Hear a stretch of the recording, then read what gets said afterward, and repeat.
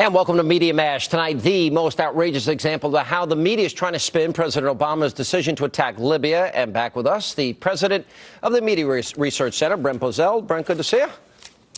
Sean Hannity, how are you? Brent Bozell, you're a great American. God bless you. All right, let's start. Number one, let's go back to 2002. The media, talked about how important it was to get congressional approval before any military action. Let's roll the videotape. Would the president go ahead without congressional approval? Everyone I have spoken to in the Bush administration recognizes there will eventually be a need to go to Congress and seek support for this war. You believe that the president needs to go to Congress? Well, I think the president should. I think he needs to get a mandate from the American public and from Congress. What about going to Congress? What do you think? Well, I think obviously the White House will go to Congress. They would be crazy not to. Maybe if it's kinetic military action, it's not necessary, because this isn't a war. Sean, they hammered Bush. And by the way, Bush did go to Congress. They hammered. Let's put it aside for a second, whether the president should or shouldn't. Here's the reality. Barack Obama on the campaign trail said that the president had no constitutional right to declare military action without congressional approval. Joe Biden thundered on the campaign trail that if Bush ever tried doing something like this without congressional approval, he would lead impeachment hearings against him. And what do you have right now? The Obama-Biden administration just went into kinetic military action without congressional approval. And except for one statement on ABC, there's been nothing from the networks on this. Yeah. All right. Look, it's amazing, the hypocrisy. But, the media is happy. I mean, they're actually, just full of praise for the remarkable job the president has done in this case, even though he flips and he flops and they're incoherent and everybody disagrees with everybody else. He's perfect, according to the media. Susan Rice did a remarkable job at the UN. No one could have predicted.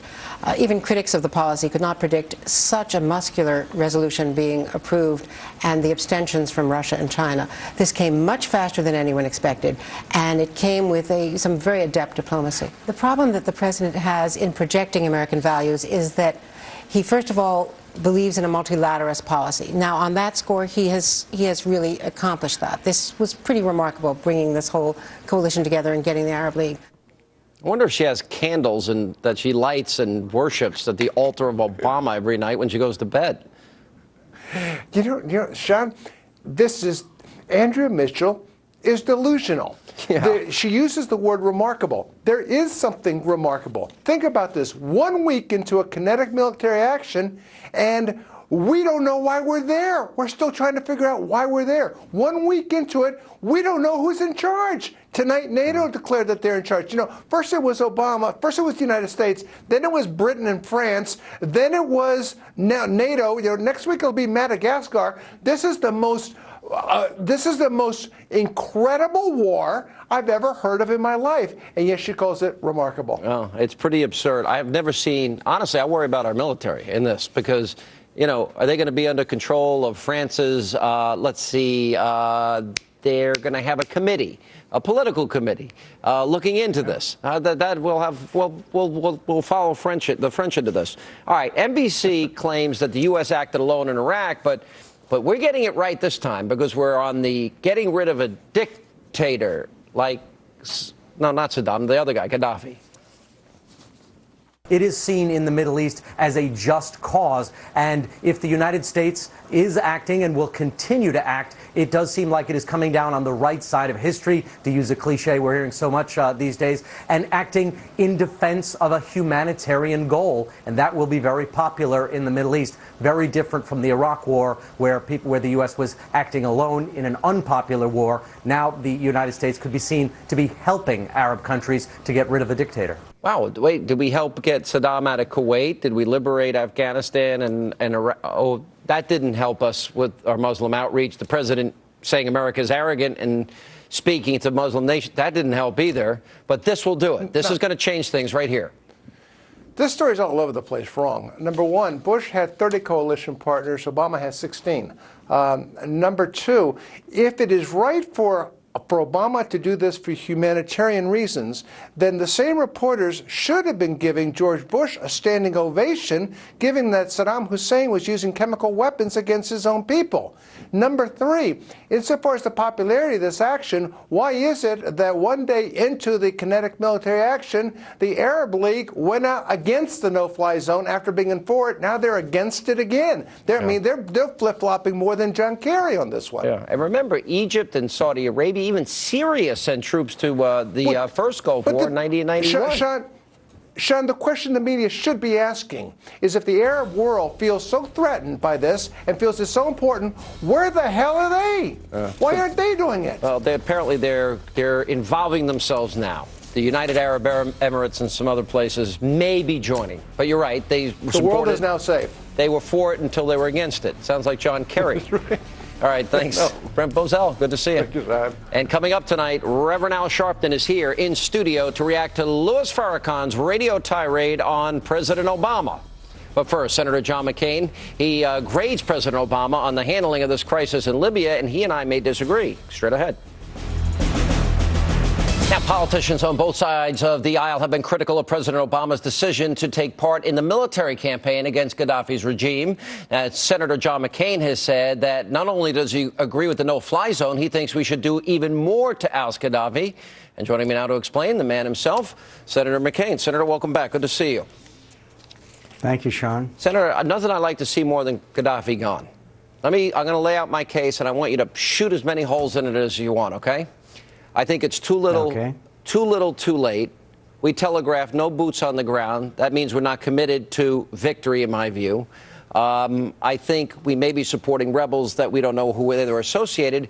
He said at different times we've heard the goal is to remove Gaddafi, not to remove Gaddafi. Then we hear we're going to build a democracy, a nation build. Then we're not going to do that. And now we leave, because he doesn't want to have the political fallout of actually finishing the job. I think if that's the case, I don't know why we started this in the first place. Well, first of all, I think we need to finish the job. The reason why wars are waged is to achieve political objectives. The people of Libya rose up against one of the most brutal thugs in the world, a person who has the blood of Americans on his hands because he bombed Pan Am 103 and has committed other acts of terror throughout the Arab world, and would clearly be intent on continuing that if he stayed in power.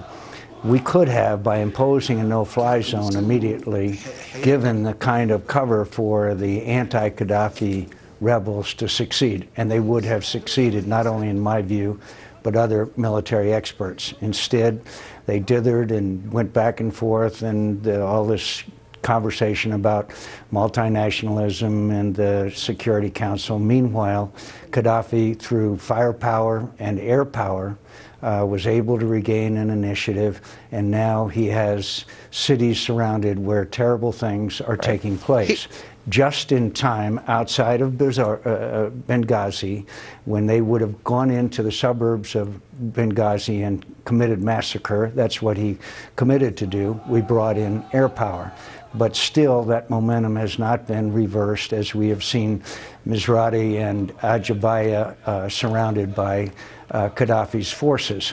And now I think that we can, through humanitarian assistance, I think by providing arms and some intelligence and other things to the anti-Gaddafi forces, that they can succeed. Senator, I was with you. Early on, you called and you were asking that we expand the mission, that we have a surge. You were right. I give you 100% credit.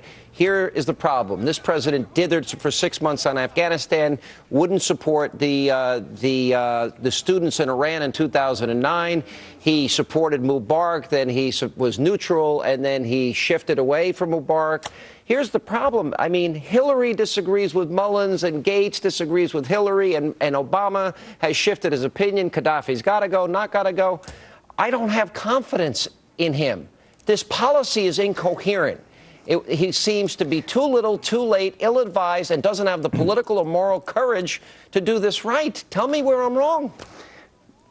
I understand your concern, and I share those concerns, and it is incoherent when you say Gaddafi must go and then say that the mission is only there for humanitarian purposes. But we are attacking his forces on the ground. We are keeping 2 major cities from being overrun, and the people are already being subjected to terrible atrocities as we speak. And I believe that with continued ground attacks, we can succeed.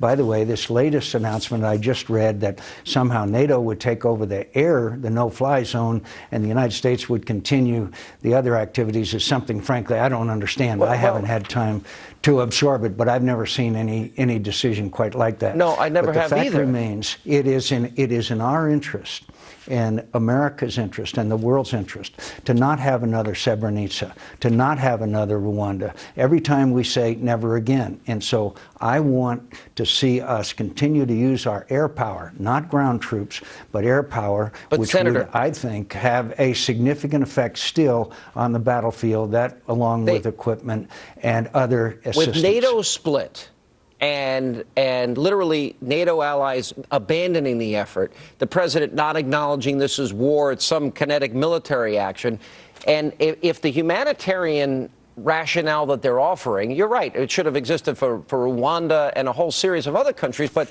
you know, does that mean there's human rights violations, humanitarian concerns in China, in Russia, in Iran, in Bahrain, in Yemen, in Saudi Arabia, you know, Lebanon? Where do we go? I mean, from here? It seems to me that he was forced into doing something instinctively he doesn't want to do.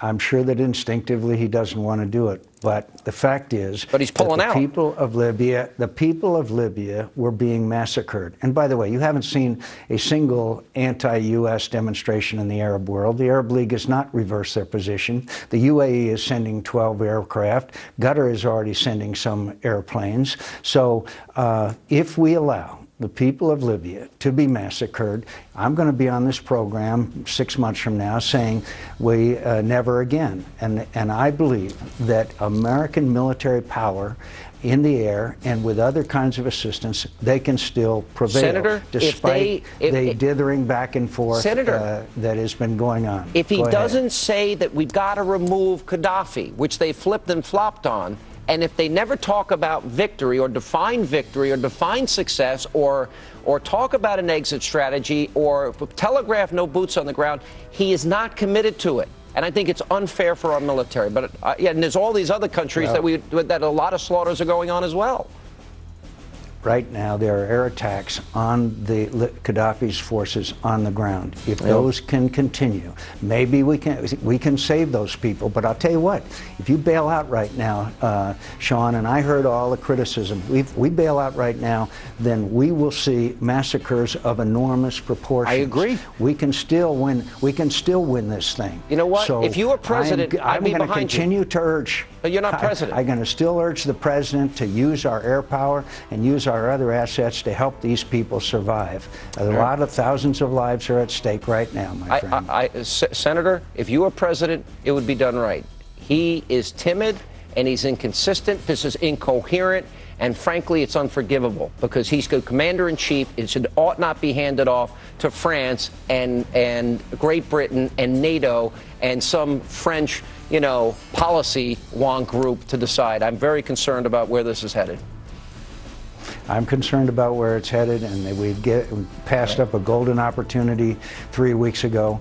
But in my view, I still believe we can salvage this situation, and I greatly fear that so many people will be killed and tortured by this brutal dictator who has American blood on his hands, that Senator, that'll be a very serious thing. We can succeed still. Maybe they should have a meeting and first get their story straight and their goals straight. But Senator, good to see you. Thanks for being with us. I wish they would. And when we come back, we'll debate the Reverend Al Sharpton straight ahead.